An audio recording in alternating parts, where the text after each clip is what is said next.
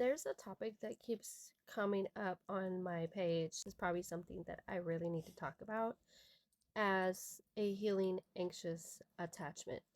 So, what is it like when a anxious attachment person finally walks away?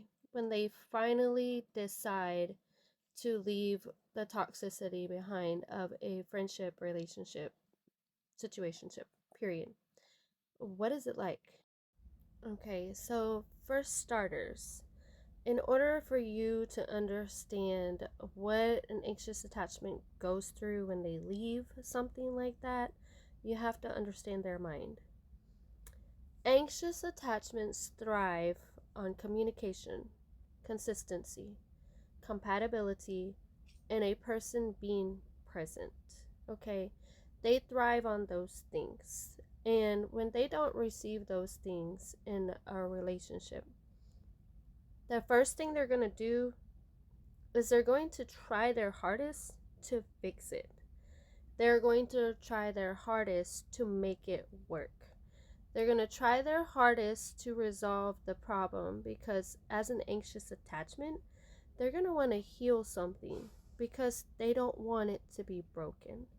They want that person there. They want the person to communicate. They want the person to make them feel like they're valued, like they are important to them.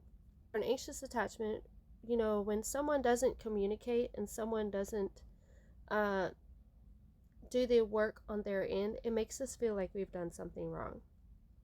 Okay, so that's the first thing. We generally care about the people that we're with. We love them.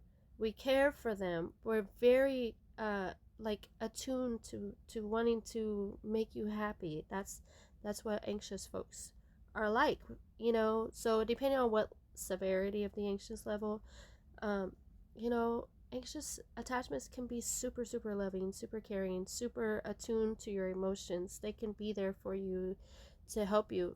The problem is that sometimes we do it so much that we don't see the boundary for ourselves. Okay, so when an anxious attachment walks away from a relationship, friendship too. Okay, let me clarify that too. Friendships too.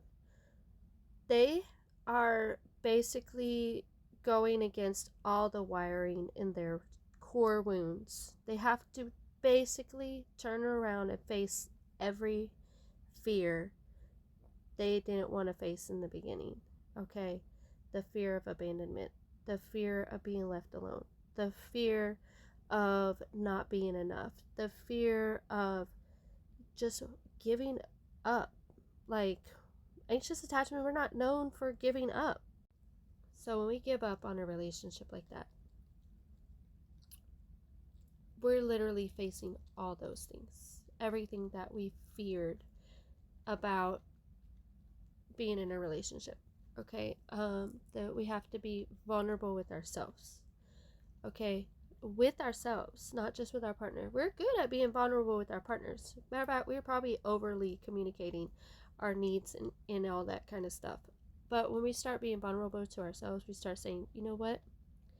This hurts me more to stay in it than it is to let go.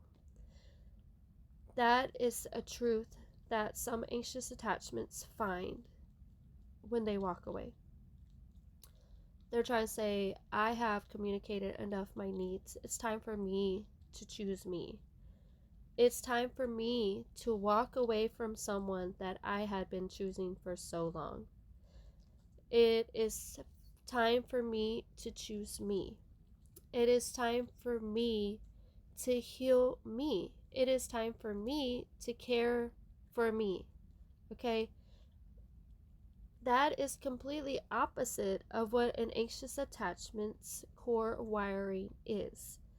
We usually care so much for someone else that we abandon all those things in ourselves. So, is walking away from a friendship or relationship easy for an anxious attachment? No, it is not.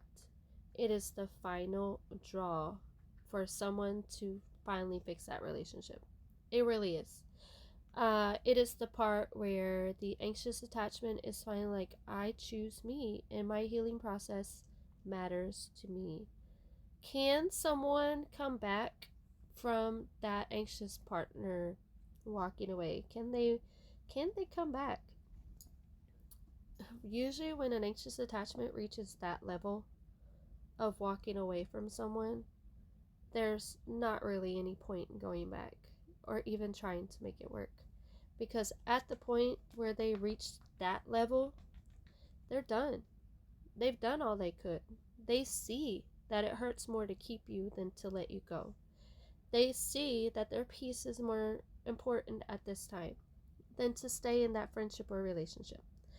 When they have done all the work, communication, the vulnerability, trying to make it work, and they are just fed up, my guys, my girls, there's no going back to that anxious attachment.